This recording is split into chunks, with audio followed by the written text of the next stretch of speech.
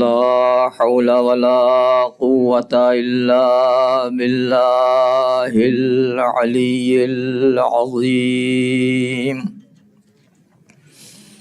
حسبنا الله ونعم الوكيل، نعم المولى ونعم النصير. أعوذ بالله من الشيطان الرجيم. بسم الله الرحمن الرحيم. الحمد لله الذي لم يتخذ ولدا ولم يكن له شريك في الملك ولم يكن له ولي من الذل وكبره تكبيرا.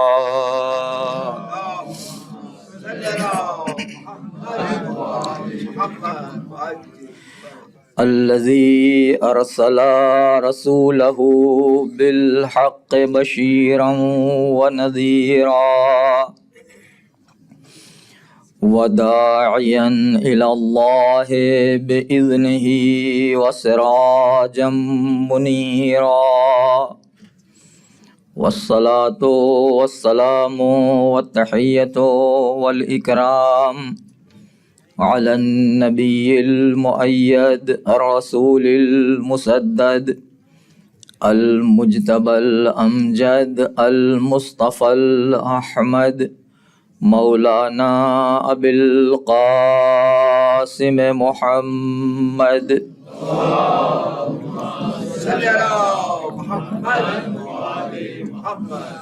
وعلى أهل بيته الطيبين الطاهرين المعصومين المنتخبين المنتجبين المظلومين، لا سيما بقية الله في الأرضين، واللعنة الدائمة الباقية على أعدائهم أجمعين. أما بعد، فقد قال الله الحكيم في كتابه الكريم: بسم الله الرحمن الرحيم. وَإِذِ ابْتَلَى إِبْرَاهِيمَ رَبُّهُ بِكَلِمَاتٍ فَأَتَمَّهُنَّ قَالَ إِنِّي جَاعِلُكَ لِلنَّاسِ إِمَامًا قَالَ وَمِنْ ذُرِّيَّتِي قَالَ لَا يَنَالُ عَهْدِ الظَّالِمِينَ. صلی اللہ علیہ وسلم.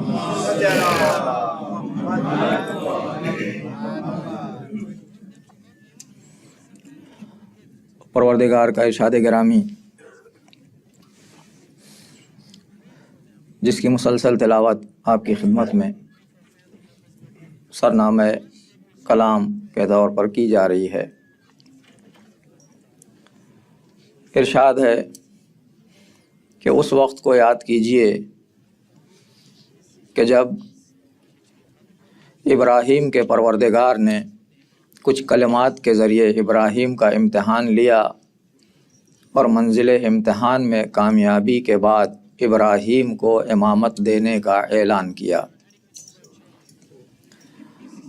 اور خلیل پروردگار نے جب اپنی نسل کے لیے امامت کا سوال کیا تو قدرت کا جواب یہ تھا کہ لا ینال عہد الظالمین، ہمارا یہ منصب ظالموں کو نہیں ملے گا۔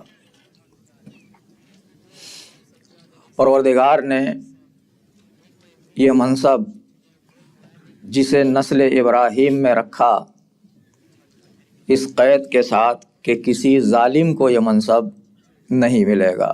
نسل ابراہیم میں یہ منصب رہے گا لیکن کسی ظالم تک یہ منصب نہیں پہنچے گا۔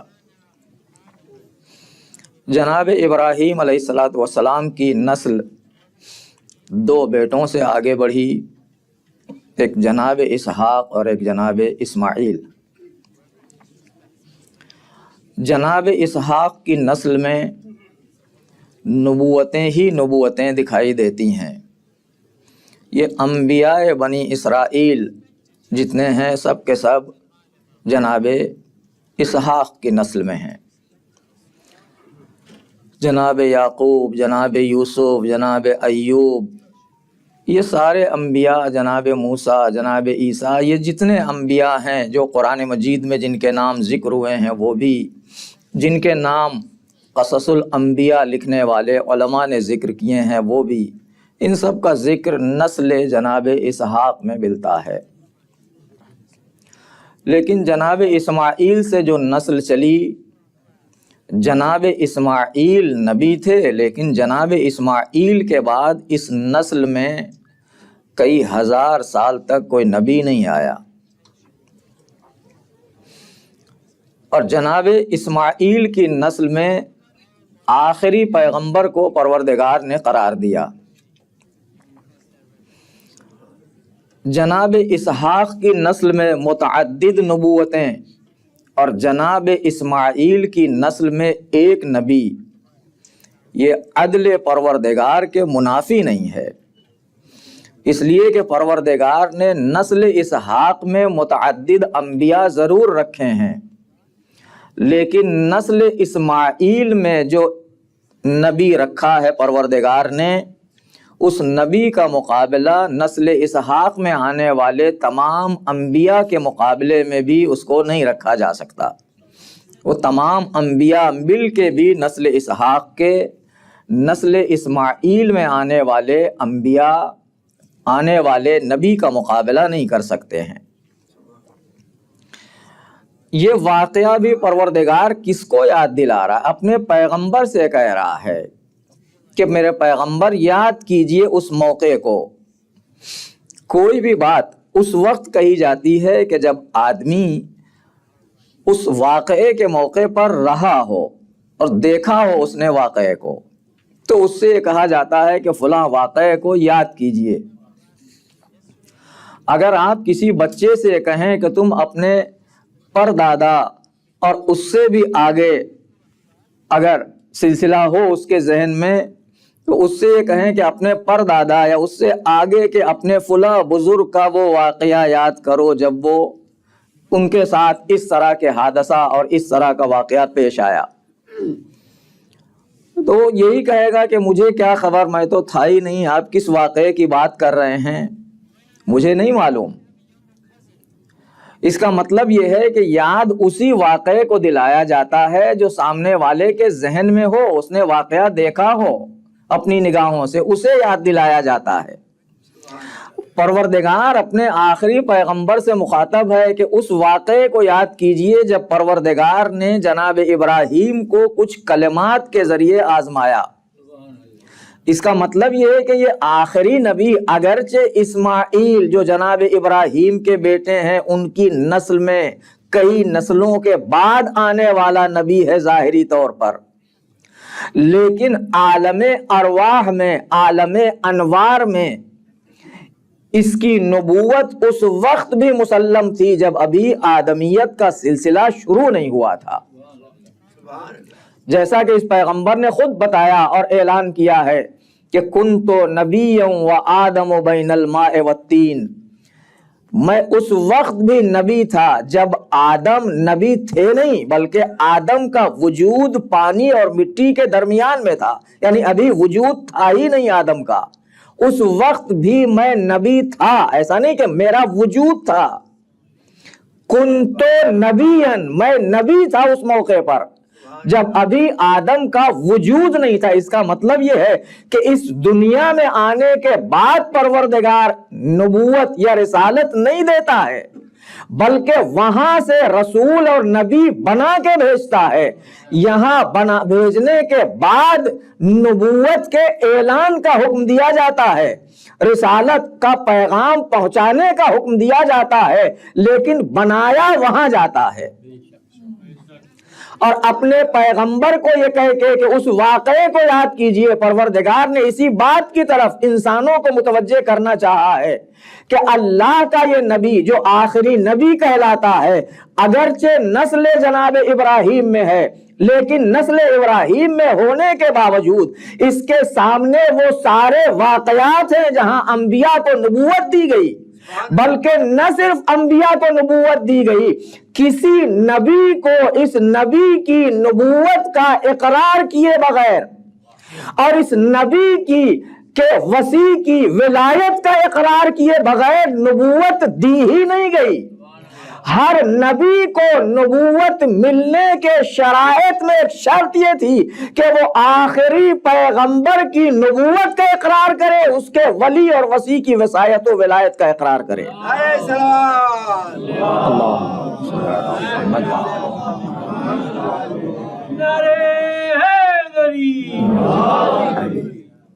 لہذا اگرچہ پروردگار نے نسل اسماعیل میں ایک نبی قرار دیا ہے، لیکن وہ نبی اتنا مضبوط اور اتنا صاحب کمال ہے کہ اگر نسل اسحاق میں آنے والے تمام انبیاء کو ایک پلے میں رکھا جائے ترازو کے، اور اس نبی کو ایک پلے میں رکھا جائے تو وہ پلہ بھاری ہوگا، بلکہ صرف نسل اسحاق میں نہیں بلکہ جتنے انبیاء ہیں ان تمام انبیاء کو 1,24,000 انبیاء کو ایک پلے میں رکھا جائے اور اس آخری پیغمبر کو ترازو کے دوسرے پلے میں رکھا جائے، تب بھی اس کی فضیلتوں اور عظمتوں کا پلہ بھاری ہوگا، وہ نبوتیں ہلکی دکھائی دیں گی اس نبی کے مقابلے میں۔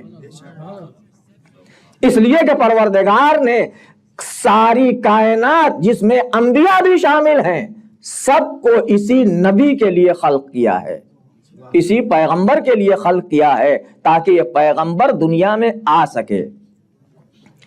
جناب ابراہیم تمام تر کمالات کے باوجود تمام انبیاء میں اولو العزم پیغمبر، جو نبیوں میں مرسلین میں افضل ہیں 5 نبی، ان 5 انبیاء میں بھی جو صاحب شریعت ہیں، صاحب صحیفہ اور صاحب کتاب ہیں، ان اولو العزم نبیوں میں بھی جناب ابراہیم بافضیلت ہیں، ان 5 میں بھی۔ لیکن آخری پیغمبر کے مقابلے میں جناب ابراہیم کی نسل میں وہ نبی ضرور ہے، مگر درجے کے اعتبار سے جناب ابراہیم کا درجہ اور کمال اس پیغمبر کے برابر نہیں ہے۔ اسی لیے پروردگار نے جناب ابراہیم کو اپنا خلیل کہا ہے، لیکن ہم آخری پیغمبر کو حبیب خدا کہتے ہیں۔ ابراہیم خلیل خدا کہلاتے ہیں اور آخری پیغمبر حبیب خدا کہلاتے ہیں۔ اردو میں اگر آپ ترجمہ کیجئے گا تو حبیب کے معنی بھی دوست کے ہیں اور خلیل کے معنی بھی دوست کے ہیں۔ حبیب خدا یعنی اللہ کا دوست، خلیل خدا یعنی اللہ کا دوست۔ لیکن عربی زبان میں دوست کی مختلف کیفیات کے اعتبار سے الگ الگ الفاظ استعمال کیے جاتے ہیں۔ کہیں صدیق کہا جاتا ہے، کہیں حمیم کہا جاتا ہے، کہیں صدیق حمیم، دونوں تاکید کے لیے لایا جاتا ہے، اور کہیں خلیل کہا جاتا ہے، کہیں حبیب کہا جاتا ہے دوست کو۔ اور ان سارے معانی میں، سارے الفاظ میں فرق پایا جاتا ہے۔ یہ ہماری اردو زبان کی تنگ دستی ہے کہ وہاں سب کا ترجمہ دوست کیا جاتا ہے، چاہے خلیل ہو وہ بھی اللہ کا دوست، چاہے حبیب ہو وہ بھی اللہ کا دوست۔ عربی زبان میں خلیل اس کو کہتے ہیں کہ جس کی طرف سے اظہار نیاز پائی جائے، جس کی طرف سے اظہار پایا جائے محبت کا، اس کو کہتے ہیں خلیل۔ اور حبیب اس کو کہتے ہیں جس کی طرف سے بے نیازی کا اظہار ہو اور سامنے والا اس سے اظہار محبت کر رہا ہو۔ بات زیادہ واضح ہو جائے اس کے لیے ایک مثال دینا چاہتا ہوں۔ فرض کیجئے، ڈاکٹر صاحب برا نہیں مانیے، قمبر صاحب آپ ہی کی مثال دے رہا ہوں کیونکہ آپ کے ساتھ زیادہ وقت گزر رہا ہے۔ ایک درود پڑھیں محمد و آل محمد پر۔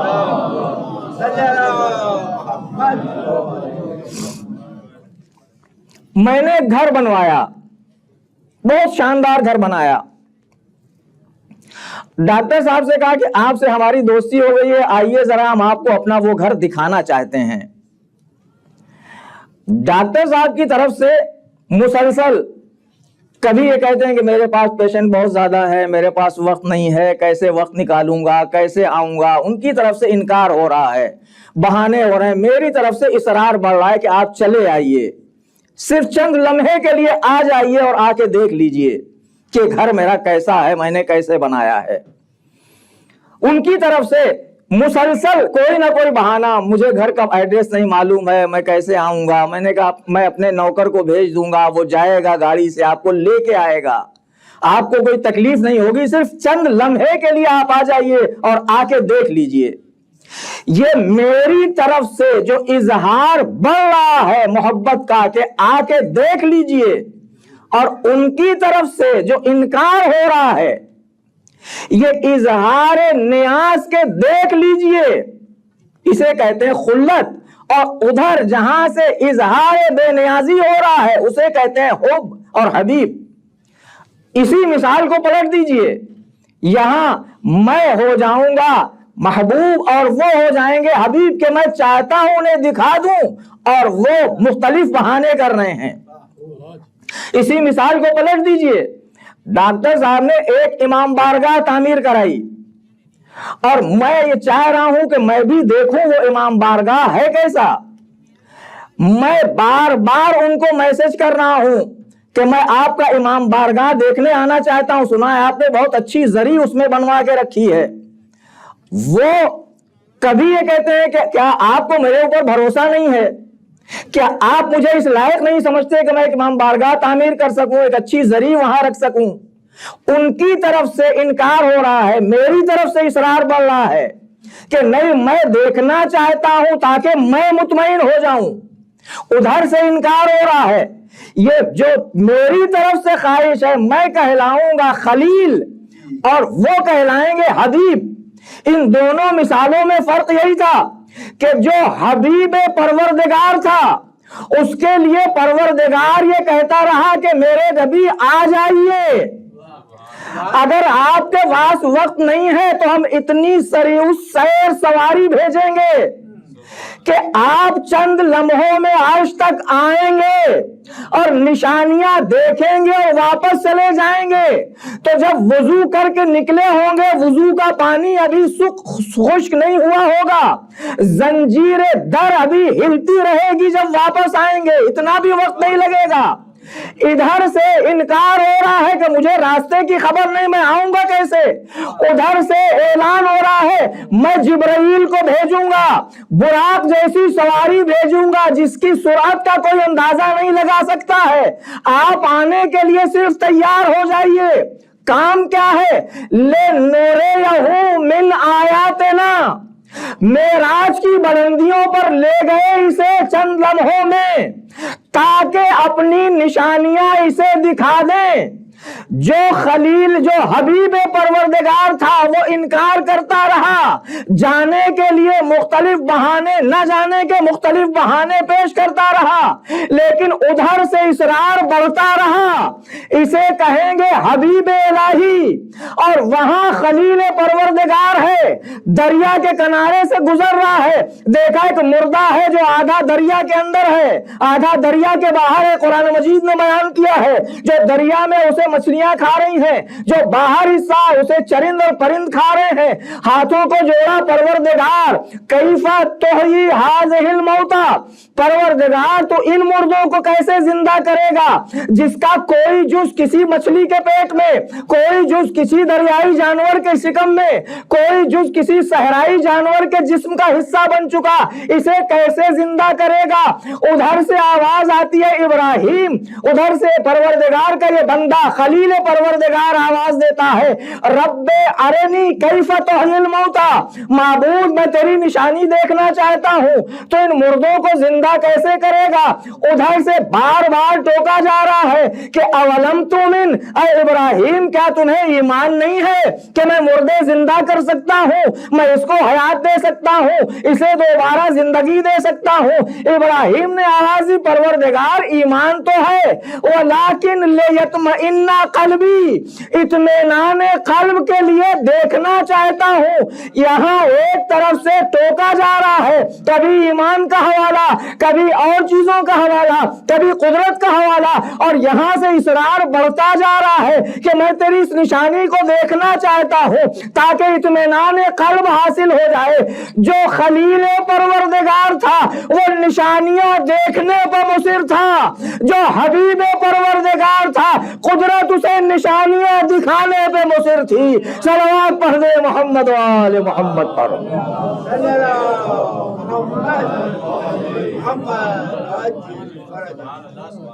لہذا پروردگار نے جو امامت نسل ابراہیم میں رکھی تھی، جو جناب ابراہیم سے شروع ہوئی نسل امامت خاصہ، وہ امامت نسل اسماعیل کے ذریعے منتقل ہوئی۔ اگرچہ بنی اسرائیل کے انبیاء میں بھی قرآن مجید نے بعض کے لیے یہ اعلان کیا ہے کہ ہم نے انہیں امام بنایا ہے، امام قرار دیا ہے۔ وہ آیات انشاءاللہ آپ کی خدمت میں پیش کریں گے۔ تقریباً 12 آیات قرآن مجید میں امام اور ائمہ کے لفظ کو استعمال کرتی ہیں۔ 12 آیات، 1-2 آیتیں نہیں ہیں، 12 آیات ہیں جہاں قرآن مجید میں لفظ امام یا لفظ ائمہ آیا ہے۔ 7 آیتوں میں لفظ امام آیا ہے اور 5 آیتوں میں لفظ امام کی جمع ائمہ آئی ہے۔ لہذا یہ 12 آیات کا وجود یہ بتاتا ہے کہ نسل اسماعیل میں جب امامت کا سلسلہ شروع ہوگا تو نہ 4 امام ہوں گے، نہ 8 امام ہوں گے، نہ 10 امام ہوں گے، امام 12 ہی ہوں گے۔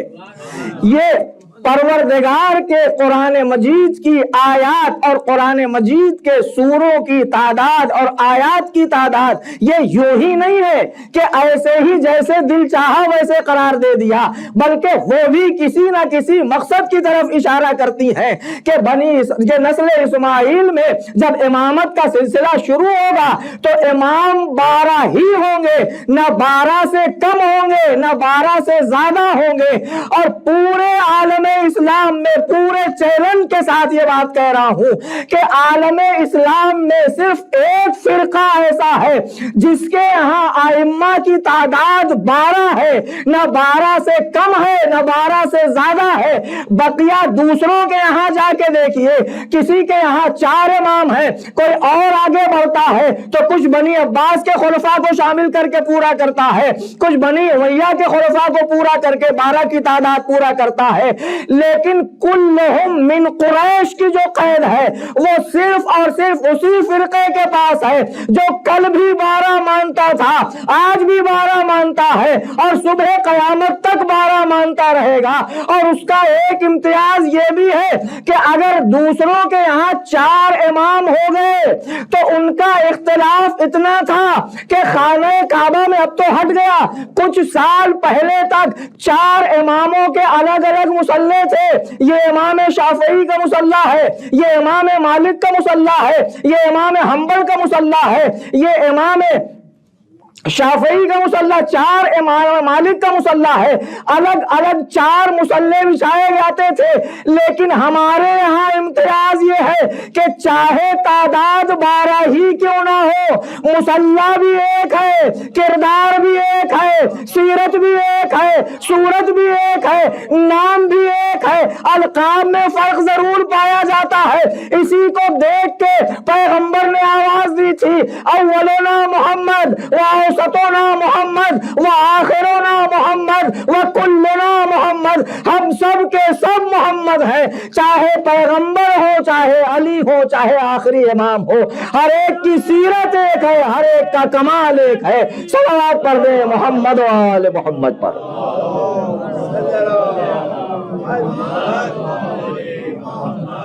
اور یہی وجہ ہے کہ اس نسل میں آنے والے جو 12 امام ہیں ان کا مقابلہ انبیاء، آخری نبی کو چھوڑ دیجئے، وہ سب سے افضل ہیں کائنات میں، حتیٰ ائمہ سے بھی افضل ہیں، امیر المومنین سے بھی افضل ہیں۔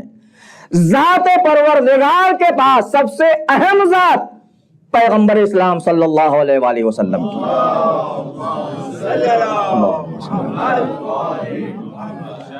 اب پیغمبر کے بعد جو سب سے صاحب کمال افراد ہیں وہ یہی ائمہ اہل بیت علیہم الصلوۃ والسلام ہیں، جن کا مقابلہ نہ انبیاء کی نبوت سے کیا جا سکتا ہے، نہ رسولوں کی رسالت سے کیا جا سکتا ہے۔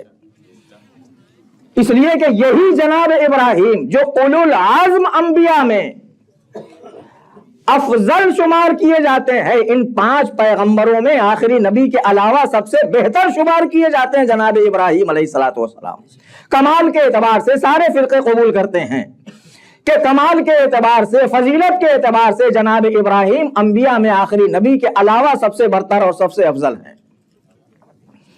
لیکن یہ جناب ابراہیم کا عالم یہ ہے کہ اگر ایک مردے کو اس عالم میں دیکھ لیا تو یہ دل مطمئن نہیں ہو سکا، اور پروردگار سے یہ چاہا کہ پروردگار میں یہ دیکھنا چاہتا ہوں کہ مردے زندہ کیسے ہوتے ہیں، اور واقعہ آپ کے سامنے اسے نہیں پیش کروں گا کہ پروردگار نے آواز دی کہ جاؤ جا کے 4 پرندے لاؤ اور انہیں ذبح کرو، ان کا خیمہ بناؤ، ان کو پہاڑیوں پہ رکھ دو، وہ واقعہ آپ کے سامنے۔ یہ کیوں جناب ابراہیم نے پروردگار کی بارگاہ میں دعا کی کہ میں دیکھنا چاہتا ہوں، لیطمئن قلبی، تاکہ اطمینان قلب حاصل ہو جائے۔ یہ ابراہیم علیہ الصلوۃ والسلام کا ایمان ہے۔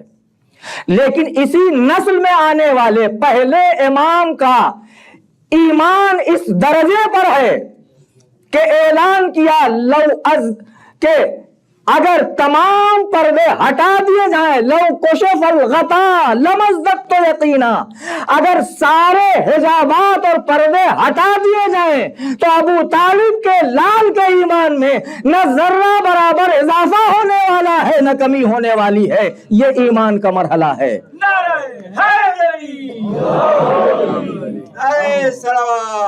اللہم صلی علی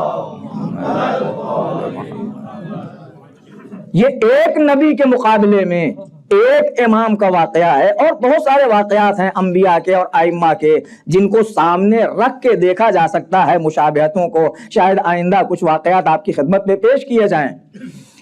بہرحال یہ امامت وہ مرحلہ ہے، وہ عظیم مرحلہ ہے جس کے لیے پیغمبر نے فرمایا مولا کائنات کو اپنے ہمراہ لے کے کہ انا و علی ابوا ہذہ الامہ، میں اور علی اس امت کے باپ ہیں۔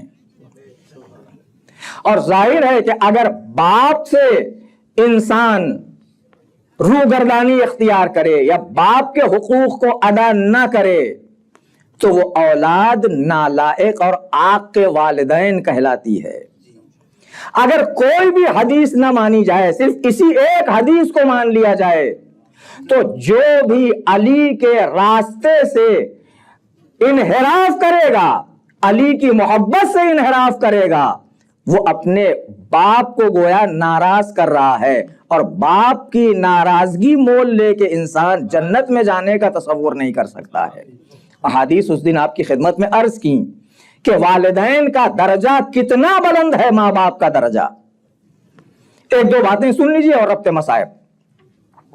ماں باپ کا درجہ اتنا بلند ہے کہ عبادتوں میں بہترین عبادت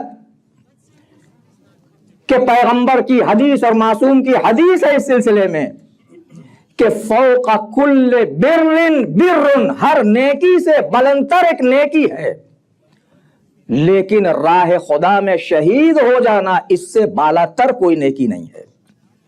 یعنی راہ خدا میں قربان ہو جانا، اپنی قربانی پیش کر دینا، اس سے بالاتر کوئی نیکی نہیں ہو سکتی ہے۔ باقی تمام نیکیوں کو دیکھا جا سکتا ہے کہ اس سے بالاتر کوئی نہ کوئی نیکی موجود ہے۔ اسی جذبے کو لے کے، جذبہ شہادت کو لے کے کہ میں بھی راہ خدا میں شہید ہو جاؤں، ایک جوان ہے، جاء شاب نشیط، ایک جوان جو جوش جوانی میں ہے، دیکھا اس نے لوگ شہادت کے درجے پہ فائز ہو رہے ہیں، پیغمبر کی خدمت میں آیا، یا رسول اللہ انا شاب نشیط، میں جوان ہوں، میرے ہاتھوں میں بازوؤں میں طاقت ہے، میں راہ خدا میں جہاد کرنا چاہتا ہوں اور شہادت کے درجے پر فائز ہونا چاہتا ہوں۔ پیغمبر نے فرمایا ٹھیک ہے جاؤ، لیکن یہ بتاؤ کہ تمہارے ماں باپ میں کوئی زندہ ہے یا زندہ نہیں ہے؟ اس نے کہا ہاں میری ایک ماں زندہ ہے. پیغمبر نے فرمایا اگر تم چلے جاؤ گے تو اس کی دیکھ بھال کون کرے گا؟ اور تو کوئی نہیں ہے، وہ میری ماں یہ نہیں چاہتی کہ میں اس سے ایک لمحے کے لیے بھی جدا ہوں، لہذا اسی کے لیے میں آیا ہوں کہ آپ اگر سفارش کر دیں تو شاید اجازت دے دے، اور میں یہ درجہ شہادت کا حاصل کرنا چاہتا ہوں راہ خدا میں جہاد کر کے. عجیب جملہ پیغمبر نے فرمایا. پیغمبر نے فرمایا واپس پلٹ جا اور جا کے اپنی ماں کی خدمت کر. یہ جہاد کا جذبہ لے کے آیا ہے، راہ خدا میں شہید ہونا چاہتا ہے، کوئی غلط کام کے لیے نہیں آیا ہے یا کسی معمولی نیکی کو حاصل کرنے کے لیے نہیں آیا ہے، جان کو قربان کرنے کے لیے آیا ہے، تیار ہے جان قربان کرنے کے لیے. لیکن پیغمبر نے واپس بھیج دیا، جا کے اپنی ماں کی خدمت کر. اور اس کے بعد جو جملہ پیغمبر نے فرمایا ہے وہ ہم سب کے لیے درس ہے اور ہم سب کے لیے سرمشق ہے کہ ہم اس کو اپنی زندگی کے لیے نمونہ عمل قرار دیں. اس حدیث پیغمبر کو پیغمبر نے فرمایا لَأُنْسُهَا بِكَ لَيْلَةً أَفْضَلُ مِنْ جِهَادٍ فِي سَبِيلِ اللَّهِ سَنَةً. ایک رات تیرا اپنی ماں کی ہمدردی میں گزارنا، اس کے ساتھ اس کے ہم و غم کو بانٹ کے گزارنا، اور تیرا ایک رات اپنی ماں کے ساتھ ہمدردی سے پیش آنا، 1 سال مسلسل راہ خدا میں جہاد کرنے سے افضل اور بہتر ہے. یہ جہاد جیسی سعادت ہے، راہ خدا میں قربانی دینے جیسا جذبہ ہے، جہاں پیغمبر یہ کہہ رہے کہ ایک رات بھی اگر تو نے اپنی ماں کے ساتھ اس کی ہمدردی میں گزار دی اور اس کے غم کو بانٹنے میں گزار دیا، اس کی خدمت میں گزار دی، تو یہ سال بھر راہ خدا میں جہاد کرنے سے بہتر اور افضل ہے. عزیزو، ماں باپ بڑی زحمت اٹھاتے ہیں انسان کو پروان چڑھانے میں، اور یہ احساس اس وقت ہوتا ہے کہ جب انسان خود صاحب اولاد بنتا ہے. تب احساس ہوتا ہے کہ ماں باپ نے ہمارے لیے کتنی تکلیفیں اٹھائی ہیں اور کتنی زحمتیں برداشت کی ہیں، کہ خود اپنی آسائش کا اور اپنے آرام کا انہیں کوئی خیال نہیں ہوتا ہے. ہر لمحہ فکر ہوتی ہے تو اولاد کے لیے، بچوں کے لیے، ہر چیز میں ہر لمحہ بچوں کے لیے فکر ہوتی ہے. ہم کو اگر قرآن مجید نے حکم دیا کہ ماں باپ کے ساتھ احسان کرو، نیکی کرو، اور ہم اس حکم پر عمل بھی کریں اور پوری طرح سے پابند ہو عمل کرنے کے، تب بھی ہماری خدمت میں اور ماں باپ نے جو ہماری پرورش کی ہے اس میں بہت بڑا فرق ہے. ایک فرق دکھاتا ہوں آپ کو. جب ہم بوڑھے ماں باپ کی خدمت کرتے ہیں تو ہم اس نیت سے خدمت کرتے ہیں کہ یہ چند دنوں کے مہمان ہیں، ان کی خدمت کر لو، چند دنوں کے بعد یہ زحمت ختم ہو جائے گی. لیکن ماں جب اپنے بچے کو پال رہی ہوتی ہے تو اس کا ارادہ اور اس کی نیت، اس کی دعائیں، اس کا دل، اس کی زبان سب یہ کہتی کہ پروردگار اگر اسے کچھ ہونا ہے تو میری حیات بھی اسے دے دے. یعنی صرف اپنا وجود نہیں، صرف اپنا سرمایہ نہیں، صرف اپنی زندگی نہیں، بلکہ اپنی حیات بھی اپنے بچے پہ قربان کرنے کے لیے تیار ہے ماں باپ. وہاں یہ جذبہ ہے کہ پروردگار ہم قربان ہو جائیں تو ہو جائیں، میرا یہ بچہ پروان چڑھ جائے. اس عنوان سے ماں باپ اس نیت کے ساتھ بچے کی تربیت کرتے ہیں اور پروان چڑھاتے ہیں.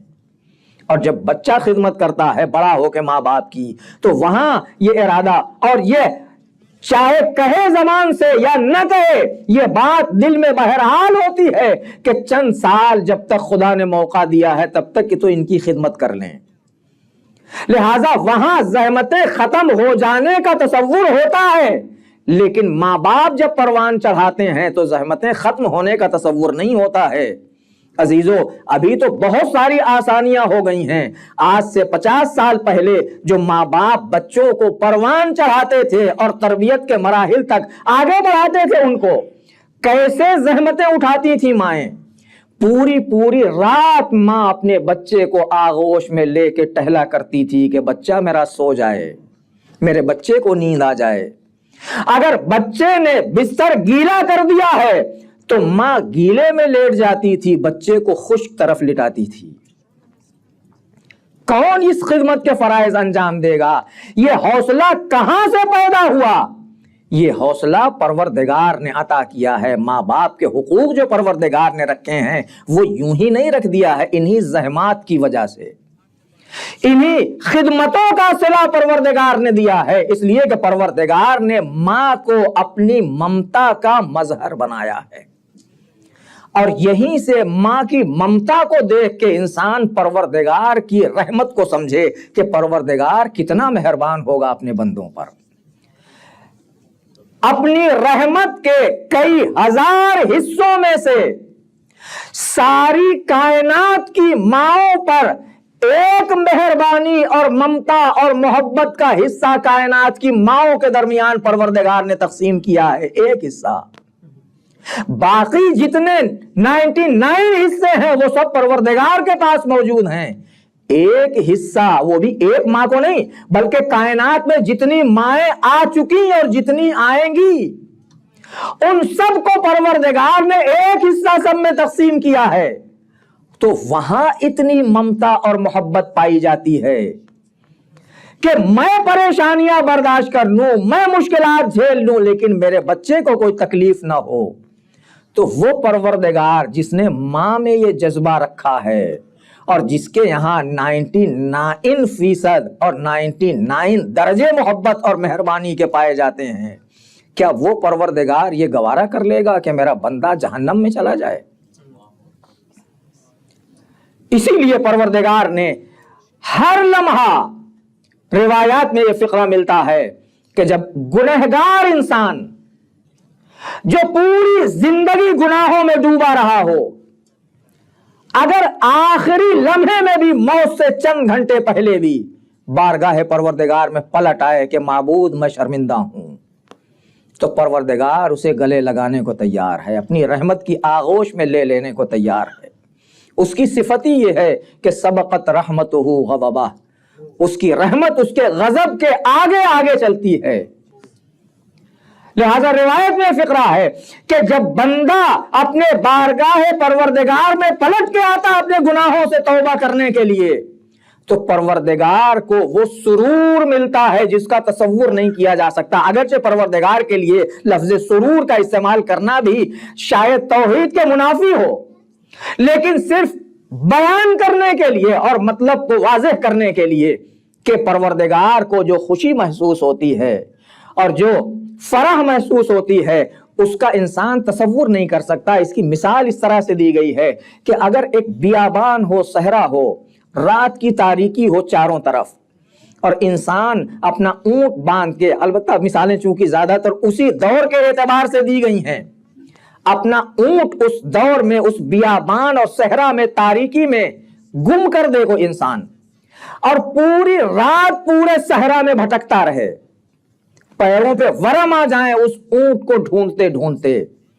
और जब सुबह नमूदार हो तो उसका ऊंट मिल जाए, तो जब उसको ऊंट मिलेगा, जब उसे वो खुशी जो महसूस होती है जिसका तसव्वुर नहीं किया जा सकता उस दौर के एतबार से, ऐसे ही वही सुरूर, वही खुशी बिला तशबीह परवरदिगार को उस वक्त महसूस होती है जब कोई गुनहगार बंदा पलट के बारगाह परवरदिगार में आता है। और ये आले मोहम्मद उसी परवरदिगार की रहमत का मज़हर, न सिर्फ रहमत बल्कि तमाम अस्माए जलालो जमाल परवरदिगार का मज़हर हैं आले मोहम्मद। यही वजह है कि हम ये देखते हैं कि अगर दुश्मन भी इनके यहां आ जाता है तो उसे ऐसा नवाजते हैं। अमीर अल मोमिनीन का वाक़या आप सबके सामने है कि इब्ने मुलजिम जब मौला के सामने लाया गया, उसके बाजू शिद्दत से कस के बांधे गए हैं रस्सियों से।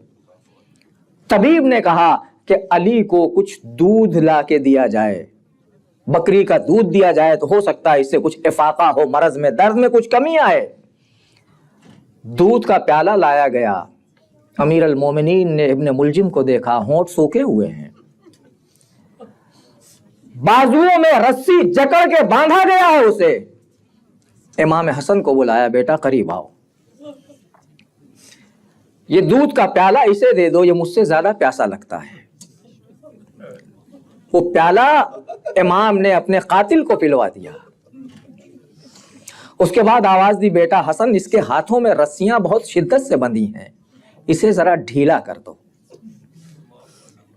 یہ علی کا برتاؤ ہے اپنے قاتل کے ساتھ. اسی علی کے پوتے ہیں چوتھے امام, امام زین العابدین علیہ الصلوۃ والسلام, جن کے لیے آپ سنتے رہتے ہیں کہ جب حجاج ابن یوسف ثقفی نے حملہ کیا مدینے کے اوپر اور امام مدینے سے باہر ہیں اور قاتل جو علی اکبر کا قاتل ہے, امام کا خیمہ مدینے سے باہر ہے, شب کا سناٹا ہے, یہ پیاسا بھوکا ہانپتا کانپتا نہیں جانتا کس کا خیمہ ہے, خیمے میں داخل ہوا, دیکھتے ہی قدم پیچھے ہٹانا شروع کیے کہ میں کس کے خیمے میں آ گیا. امام نے کہا, ایسا لگتا ہے کہ تو پیاسا بہت ہے, تو بھوکا ہے, تو پریشان ہے, بیٹھ جا, میں تیری ضیافت کرتا ہوں. امام نے اس کی ضیافت کی, پانی پلایا, کھانا کھلایا. وہ دل میں یہ سمجھ رہا تھا کہ شاید سید سجاد نے مجھے پہچانا نہیں. جب چلنے لگا تو ایک جملہ کہا, ایسا لگتا ہے کہ آپ نے مجھے پہچانا نہیں. امام نے کہا, میں تجھے نہیں پہچانوں گا تو کون پہچانے گا؟ تو ہی میرے بھائی, جوان بھائی علی اکبر کا قاتل ہے. لیکن وہ تیرا برتاؤ تھا کہ کل ہم تیرے مہمان بن کے آئے تھے, آج تو ہمارا مہمان بن کے آیا ہے. یہ ہمارا کردار ہے. اسی زین العابدین کے پدر بزرگوار ہیں امام حسین. تاریخ کہتی ہے کہ راستے میں منزل زبالہ پر جب ہر کے لشکر نے روکا ہے لشکر امام کا, تو اب عالم یہ ہے امام کا کہ ہر کا لشکر اتنی شدت سے پیاسا ہے کہ جانور بھی پیاسے ہیں, فوجی بھی پیاسے ہیں. اور امام نے اپنے چاہنے والوں کو حکم دیا کہ سب کو سیراب کیا جائے, فوجیوں کو بھی پانی پلا دو, جانوروں کو بھی پانی پلا دو. اصحاب حسینی پانی پلانے میں لگ گئے. حسین نے دیکھا ایک فوجی ہر کی فوج کا اتنا پیاسا ہے, اتنا پیاسا ہے کہ اس کے ہاتھ شدت آتش سے کانپ رہے ہیں, وہ چلو برابر نہیں کر سکتا ہے. ساقی کوثر کا لال آگے بڑھا, اپنے ہاتھوں سے چلو بنا کے اس کے دہن میں لگایا, آواز دیا, بھائی لے پانی پی لے, تو بہت پیاسا ہے. جانتے ہیں حسین کہ چند دنوں کے بعد میرے بچے العطش العطش کی صدائیں بلند کریں گے. میرے چھوٹے چھوٹے بچے پیاس سے تڑپ رہے ہوں گے, بلک رہے ہوں گے. لیکن دشمن کو سیراب کر دیا حسین نے. شب عاشور آ گئی. ہر کے دل میں ایک خیال رہ رہ کے بیدار ہو رہا ہے کہ کس طرح سے حسین کی بارگاہ میں جاؤں اور کیسے جاؤں. میں نے جرم کیا ہے, میں نے امام کے لجام فرض پہ ہاتھ ڈالا ہے, میرے انہی ہاتھوں نے حسین کا راستہ روکا ہے, میں کیسے جاؤں. لیکن ہر نے فیصلہ کر لیا کہ نہیں, مجھے جانا ہے حسین کی بارگاہ میں. عزیزو, حسین کی درگاہ بہت تیزی سے انسان کو کمال تک پہنچاتی ہے. حسین کی بارگاہ کے لیے معصومین کا جملہ یہ ہے امام رضا علیہ الصلوۃ والسلام کا, کلنا سفن النجات, ہم سب کے سب نجات کی کشتی ہیں, ہم سارے ائمہ نجات کی کشتی ہیں. ولیکن سفینۃ الحسین اسرع و اوسع, لیکن حسین کی کشتی وسیع بھی ہے اور بہت تیزی سے منزل تک پہنچانے والی ہے. کیسے کیسوں کو حسین نے, نام حسین نے نجات عطا کر دی ہے. یہ ہر ہے فیصلہ کر لیا، رات کی تاریکی ہے، دریا کی طرف گیا کہ اپنے گھوڑے کو پانی پلا دیا جائے۔ کانوں سے چھوٹے چھوٹے بچوں کی کانوں میں آواز ٹکرائی جو العطش العطش کی صدائیں تھیں۔ حر اپنے لشکر سے نکلا، غلام نے دیکھا، بیٹے نے دیکھا، کہاں چلے؟ کہ میں نے فیصلہ کر لیا ہے کہ فرزند رسول کی بارگاہ میں جا کے اپنے گناہوں کی معافی مانگوں گا۔ چلا حر، احساس شرمندگی ہے، احساس جرم ہے، اور حسین کے کرم سے آس لگائے ہے، امید لگائے ہے۔ بیٹے نے کہا میں بھی چلوں گا، غلام نے کہا میں بھی چلوں گا، بیٹا اور غلام بھی ساتھ چلا۔ تاریخ کہتی جب آگے بڑھنے لگا حر امام کی طرف تو اپنے بیٹے کو اپنا رومال نکال کے دیا اور یہ کہا کہ میرے ہاتھ گردن کے پیچھے سے اس طرح سے باندھ دے جیسے مجرموں کے ہاتھ باندھے جاتے ہیں، اس لیے کہ میں اس عالم میں حسین کے پاس جانا چاہتا ہوں جیسے ایک مجرم قاضی کے سامنے پیش ہوتا ہے۔ آگے بڑھے، آگے بڑھتے رہے، حر شرمندگی سے سر جھکائے ہوئے ہے۔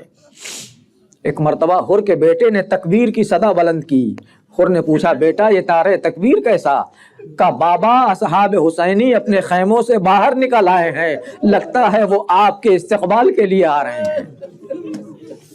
اور آگے بڑھا، حر نے پھر تکبیر کہی، بیٹے نے پھر تکبیر کہی۔ حر نے پوچھا بیٹا اب کیا ہے؟ آواز دی بابا اب ابو الفضل العباس اپنے خیمے سے آپ کے استقبال کے لیے نکل آئے۔ چند قدم اور آگے بڑھے، ایک مرتبہ پھر حر کے بیٹے نے تکبیر کی صدا بلند کی۔ حر نے پوچھا بیٹا اب کیا ہے؟ کہا آقا حسین خود بنفس نفیس اپنے خیمے سے باہر نکل آئے۔ حر گھوڑے سے اتر آیا، حسین کے قدموں پہ سر رکھ دیا، آواز دی آقا آقا کیا میرے لیے کوئی بخشش ہے؟ میں بڑا مجرم ہوں، میں نے آپ کو بہت ان مشکلات میں لانے کا سبب میں ہی بنا ہوں۔ تاریخ نے عجیب منظر نقل کیا، حسین نے حر کو قدموں سے اٹھایا، گلے سے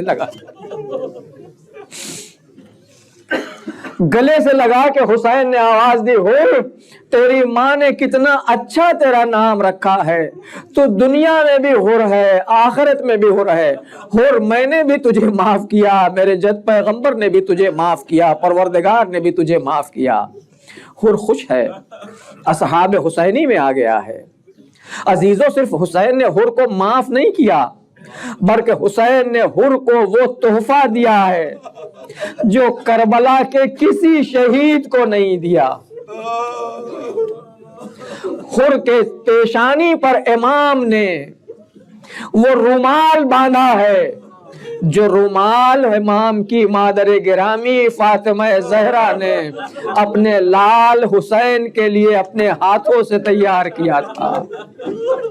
حسین کی بارگاہ میں مجرم بن کے آنے والے حر تم پر ہمارا کروڑوں سلام ہو، کتنے خوش نصیب ہو کہ حسین نے تمہیں ایسا نواز دیا کہ جو کربلا کے شہداء میں کسی کو عطا نہ ہوا وہ تمہیں مل گیا۔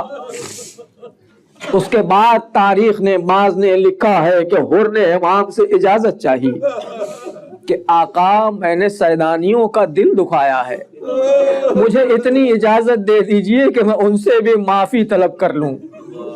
اجازت ملی، حر خواتین کے خیموں کے سامنے جناب زینب کے خیمے کے سامنے آ کے سر جھکا کے کھڑا ہو گیا۔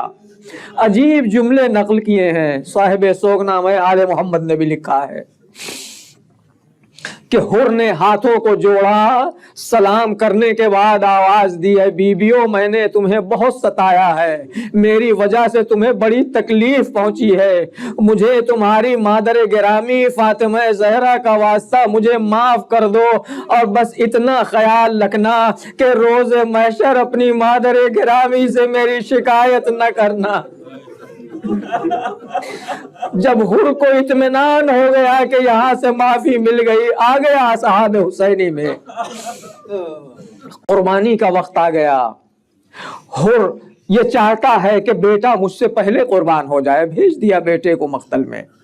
حر کا بیٹا مقتل میں گیا، قتال کیا، دشمنوں سے لڑا، زخمی ہو کے زمین کی طرف گرا ہے، باپ کو مدد کے لیے پکارا ہے۔ حر جوان بیٹے کے لاشے کی طرف آگے بڑھنا چاہتا ہے کہ دیکھا حسین کے خیمے کا پردہ ہٹا، آقا خیمے سے باہر نکلے۔ حر کہاں چلے؟ کہ آواز دی آقا جوان نے مقتل سے بلایا ہے۔ آواز دی حر تم جوان ہو، جوان کے لاشے کو کیسے اٹھاؤ گے؟ تمہارے جوان کے لاشے کو کیسے دیکھو گے؟ تم رکو، میں جاتا ہوں تمہارے جوان کا لاشا لے کے آؤں گا۔ جی چاہتا ہے ہاتھوں کو جوڑوں۔ آقا حر کو آپ نے روک دیا کہ بوڑھا باپ جوان کے لاشے پر نہیں جاتا۔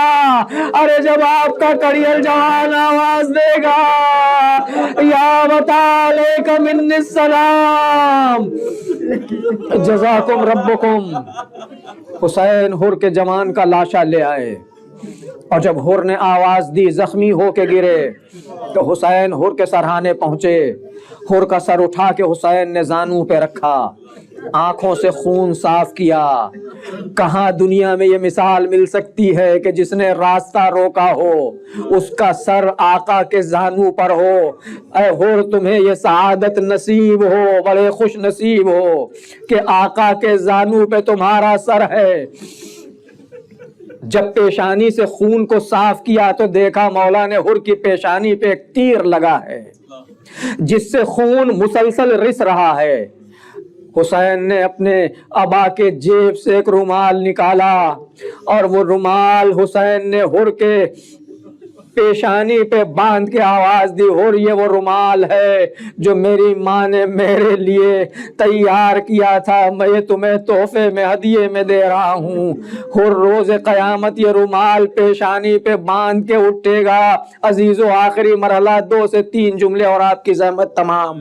تاریخ کہتی واقعہ کربلا میں جب لاشوں کے پامال ہونے کی باری آئی تو بعض مقاتل نے لکھا ہے کہ بہت سے قبیلے والے آگے بڑھے، انہوں نے اپنے لاشوں کو اٹھا لیا۔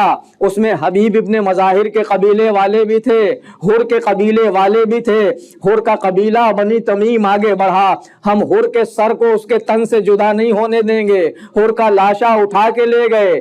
بعض نے ایک جملہ اور لکھا ہے، وہ بعض تاریخوں نے لکھا ہے کہ حر کی ماں موجود ہے، وہ آئی میدان میں، اس نے کہا ہمارے بیٹے کا لاشا اٹھا کے لے کے چلو، اور میدان مقتل سے کافی دور لاشا لے جا کے دفن کروایا۔ حر کی ماں نے بس جی چاہتا ہے کہ حر کی ماں کو مخاطب کر کے ایک جملہ کہوں کہ مادر حر، ارے تو نے اپنے لال کا لاشا مقتل کی زمین سے اٹھوا لیا کہ سر تن سے جدا نہ ہو، لاشا پامال نہ ہو، لیکن ذرا کان لگا کے سن، اسی مقتل سے ایک ماں کے رونے کی آواز آ رہی ہوگی، اے میرے لال، ارے تجھے میری آغوش میں ذبح کر دیا گیا، میری نگاہوں کے سامنے تیرا لاشا پامال کر دیا گیا۔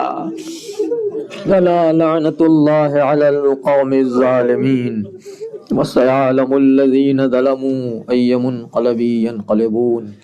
پروردگار تجھے واسطہ محمد و آل محمد کا ہماری اس عبادت کو قبول فرما۔ تمام مومنین و مومنات جہاں جہاں ہیں ان کے جان مال عزت آبرو کی حفاظت فرما، جو بیمار ہونے شفائے کامل و عاجل عطا فرما، جو پریشان حال ہیں ان کی پریشان حالی کو دور فرما، جو حاجتیں رکھتے ہیں ان کی حاجات کو پورا فرما۔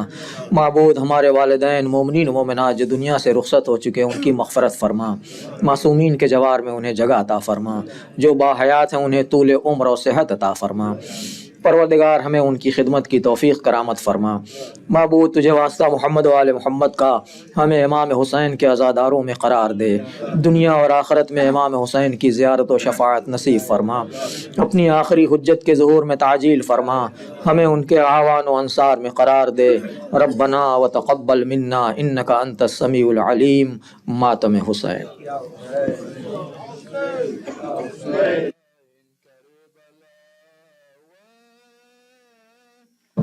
یا حسین